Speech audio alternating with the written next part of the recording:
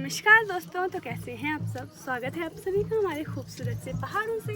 तो दोस्तों, आज सुनाने जा रही हूँ मैं आपको उत्तराखंड की बहुत ही खूबसूरत कहानी, जो कि उत्तराखंड देवभूमि उत्तराखंड की संस्कृति पर आधारित है। तो चलिए शुरू करते हैं ये कहानी। तो दोस्तों, हमारे पहाड़ों में जो है जागर लगाए जाते हैं और निरंकार देवता के नाम से जो जागर लगते हैं, इन जागरों में सिर्फ यही दर्शाया गया है कि भाई और बहन का प्रेम कैसा होना चाहिए। तो दोस्तों, एक समय की बात है, उत्तराखंड के एक प्यारे से और छोटे से गांव में एक महिला रहती थी जिसका पति नहीं था और उसकी एक बेटी थी और एक साल की पोती थी। तो हुआ कुछ ऐसा कि उसकी बेटी जल्दी जल्दी रोटी बना के निकल पड़ी पानी भरने के लिए पंदेरी की तरफ। उसने खाया पिया कुछ नहीं और बोली, माँ मैं पानी लेने जा रही हूँ। तो उसके बाद जैसे ही वो पानी भरने लगी तो वहाँ पे गांव की कुछ महिलाएं थी जो कि आपस में बातें कर रही थी कि कौथिग लगने वाली है। तो दोस्तों, हमारे पहाड़ों में मेले, जिसको कि कौथिग बोला जाता है, वो लगते हैं। तो अपनी माँ से जिद करने लगी घर आके कि मैं भी कौथिग जाऊँगी। उसकी माँ के लाख मना करने पर भी वो है कौथिग चली गई अपनी छोटी सी बच्ची को लेके। तो दोस्तों, जब वो कौथिग गई तो कौथिग जो है नदी किनारे लगने वाली थी। तो उसके हाथ से बच्ची छूट गई, वो गिर गई और उसके हाथ से बच्ची छूट गई और छूट के बह गई नदी के साथ साथ। तो दोस्तों, उसने बहुत ही बार उसको पकड़ने की कोशिश की, लेकिन बच्ची जो है हाथ नहीं आई। उसके बाद बच्ची जाते जाते बहते बहते एक समंदर में जा पहुंची, जहाँ पर निरंकार देवता अपने ध्यान में बैठे हुए थे। तो निरंकार देवता जो है शिव का ही एक स्वरूप है, जोगी स्वरूप। तो दोस्तों, वो अपने ध्यान में बैठे थे और इतने बड़े समंदर में उन्हें कुछ ऐसा लगा कि मुझे कुछ स्पर्श हुआ। उनको उस बच्ची का हाथ लग गया और उनका ध्यान जो है भंग हो गया। उनकी नींद खुली, उनकी आंखें खुली और उन्होंने इधर उधर देखा तो वहाँ पे एक छोटी सी 1 साल की बच्ची थी। उन्होंने बिना कुछ सोचे समझे पहले जल्दी से उस बच्ची को हाथ में उठाया और एक किनारे पर ले गए। फिर कुछ देर बाद वो यह सोचने लगी कि अगर गांव के किसी भी व्यक्ति ने मेरे हाथ में ये बच्ची देख ली तो न जाने मेरे बारे में क्या क्या बातें करेंगे, क्या क्या सोचेंगे।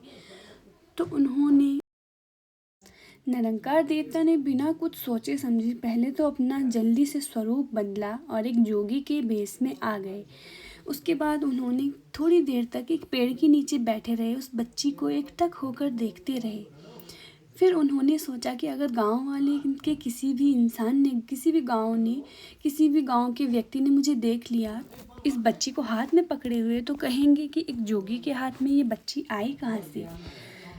तो थोड़ी देर वह शांत बैठे और सबसे पहले उन्होंने उस बच्ची से यह कहा कि आज से मैं तुम्हें अपनी बहन बनाता हूँ और जब भी तुम मुझे याद करोगी मैं तुम्हारे पास दौड़ा आ जाऊँ। तो उन्होंने सोचा तो सबसे पहले मैं इस बच्ची का नाम रखता हूँ। उसके बाद उन्होंने उनका नाम रखा आमा और दूर जाकर किसी गांव में उस बच्ची को किसी औरत के पास छोड़ आए। तो दोस्तों, समय बीतता रहा और वह बच्ची धीरे धीरे धीरे करके बड़ी होती रही और उसके बाद एक दिन ऐसा आया कि उस बच्ची के लिए अच्छे अच्छे रिश्ते आने लगे, लेकिन उसकी जो माँ थी बहुत ही बेकार थी, बहुत ही उसके साथ बुरा व्यवहार करती थी। इसलिए उसकी माँ ने उसका रिश्ता एक ऐसे घर में दे दिया जो कि बहुत ही बुरा परिवार था। तो उसके बाद दोस्तों, उसकी शादी ज़बरदस्ती करवा दी गई और ससुराल में उस पर इतने जुल्म होते थे। उसे खाना नहीं देते थे, उसे दिन भर काम करवाते रहते थे और तो और रात को भी उसे सोने नहीं देते थे, बहुत परेशान करते थे। तो वह बच्ची रोती रहती थी, अपने भगवान को याद करती रहती थी और फिर धीरे धीरे समय चलता गया, समय बीतता गया और उस लड़की को एक प्यारा सा पुत्र प्राप्त हुआ। तो उसके बाद दोस्तों, उसकी हालत और भी ज़्यादा ख़राब होने लगी। ना तो वो अपना ध्यान रख पाती थी, ना ही अपने बच्चे का। तो एक दिन वह गांव के किसी मंदिर में जाके जोर जोर से रोने लगी और अपने भगवान को याद करने लगी और उसी वक्त ध्यान में बैठे निरंकार देवता का ध्यान टूटा और उन्हें आभास हुआ कि मुझे कोई याद कर रहा है। मैंने वर्षों पहले किसी से वादा किया था कि तुम जब भी मुझे याद करोगी मैं हमेशा तुम्हारे पास रहूँगा। तो दोस्तों उसके बाद निरंकार देवता जो है अपना भेष बदलकर जोगी के रूप में उस कन्या के यानी कि अपनी बहन के घर आ पहुँचे और वह उसे बड़े ही प्यार से अपने घर के भीतर बैठाती हुई, उनका सम्मान करती हुई, उनके लिए चाय नाश्ते की व्यवस्था करते हुए पूछने लगी कि आप क्या खाएंगी। तो निरंकार देवता का जो जवाब आया उसे सुनकर वह चौंक गई। तो उन्होंने कहा, निरंकार देवता ने कहा कि मुझे मांस चाहिए, लेकिन ये ध्यान रहे मांस गाय का, बकरी का, कुत्ते का, बिल्ली का, हाथी का, मुर्गे का, मछली का, किसी का भी नहीं होना चाहिए। अब यह सुनकर उनकी जो बहन थी थोड़ा संकट में आ गई कि आखिर इन्हें मैं किस चीज़ का मांस खिलाऊं। तो उसके बाद निरंकार देवता जी ने क्या किया कि वहाँ पे दूसरे कमरे में उस लड़की का बेटा जो है खेल रहा था, लगभग 1 आध साल का था, तो वहाँ पे खेल रहा था दोस्तों। उसके बाद निरंकार देवता ने कहा कि मुझे इसका मांस ला के बना के दो। तो लड़की पहले तो थोड़ा सा चौंक गई। उसके बाद शांतिपूर्वक सोचने लगी कि मेरे भाई जो हैं पहली बार मेरे घर आए हैं, तो मैं मना भी नहीं कर सकती कि मैं आपके लिए ये नहीं बना सकती। तो उसने थोड़ी देर सोचा, रोते रोते वह किचन की तरफ गई। अंदर जाकर उसने अपने हाथ में एक कुल्हाड़ी पकड़ी, अपने एक बेटे को पकड़ा और उसको जो है काट दिया। उसको काटने के बाद उसका एक सर और एक पैर उसने एक टोकरी में ढक दिया और सोचने लगी कि कुछ दिन तक मैं इसको देख के जी लूँगी। और बाकी का जो धड़ था उसने बना दिया और निरंकार देवता के सम्मुख ले आई। तो उसके बाद निरंकार देवता जो है ध्यान से उस थाली को देखने लगी और उसकी तरफ देखकर बोले कि इसमें अभी भी कुछ कमी है, इसमें सर और एक पैर गायब है, तो वो कहाँ है। तो लड़की जो है अपने भाई की तरफ देखने लगी और सोचने लगी कि आखिर ये मेरे साथ ऐसा क्यों कर रहे हैं, आखिर एक भाई अपनी बहन के साथ ऐसा कैसे कर सकता है।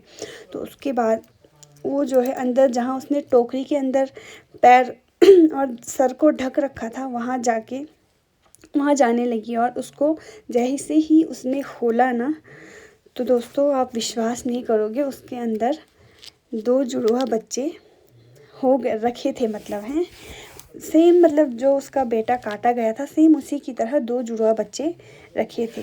तो उसके बाद से वह अपने भाई के पैरों में जाके गिरी और सीने से लग के रोने लगी। और उसके भाई ने कहा कि बहन, जब भी तुम मुझे याद करोगी मैं हमेशा तुम्हारे पास रहूँगा और जहाँ भी मेरा नाम लिया जाएगा वहाँ तुम्हारा नाम भी ज़रूर लिया जाएगा। जहाँ मेरी पूजा होगी वहाँ तुम्हारी भी पूजा होगी। तो उसके बाद आमा को निरंकार भगवान ने यह वरदान दिया।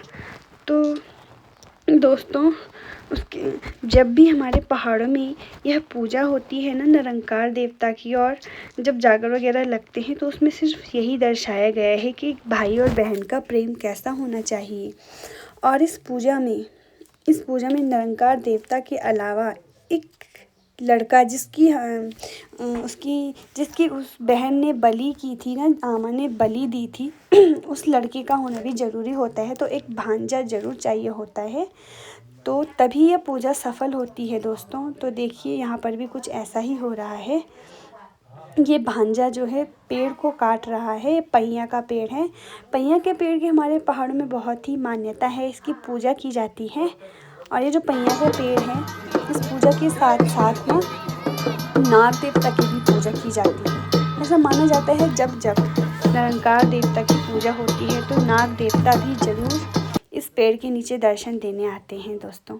तो देखिए चल पड़े हैं सारे के सारे पूजा के बाद घर की वीडियो में। तो दोस्तों ये है गुन्नू। ये कौन है गुन्नू? मैं कौन है? चाची क्यों उड़ो या कहना चाहिए? बार बोलना चाहिए। बार मतलब निरंकार बार।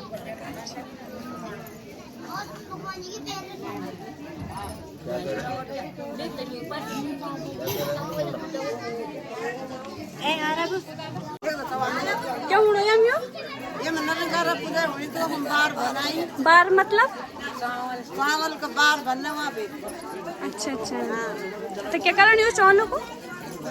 उधर आली दंगी। हाँ, उधर हम लोग पेट पिटे पुजरू बोला डेट पिटा था ना। अच्छा अच्छा, त्या रात बेटे इतना ताना खिलाना हाँ हाँ नरंकारा पुजरा छी हाँ।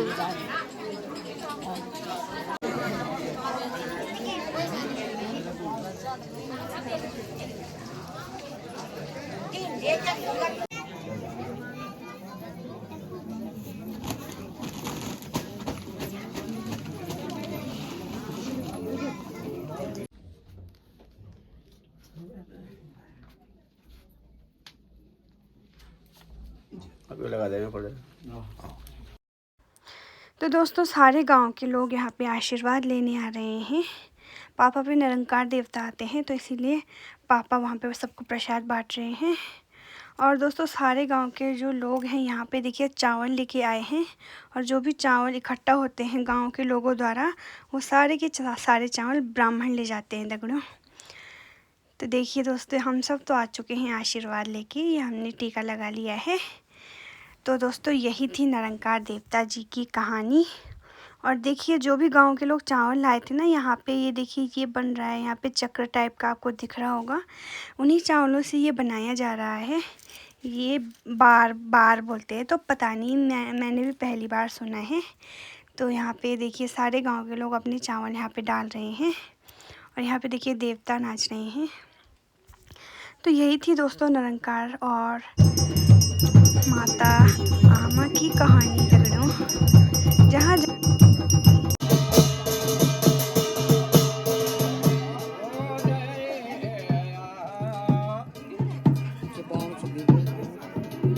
ये